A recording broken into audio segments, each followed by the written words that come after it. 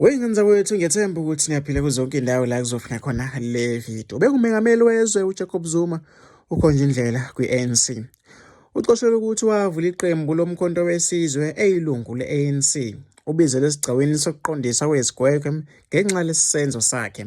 Ukuvula kwakhe iqembu kuphambene nomthethosisekelo weqembu le-ANC uma-ke ungasolile ubulungu kuyona.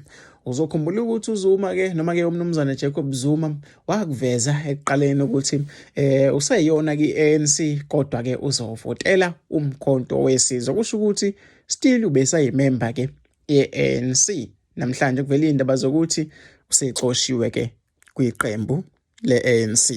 Mina ngizofisa ukuthi ngizwe uvo lwakho nombono wakho ukuthi wena ucabangani-ke ngalolu daba. Asihlangane lapha kwi-comment section, ngizwe uvo nombono wakho. Akhohlwa ucindezela usubscribe uzothola zonke izinto esiyiphostayo.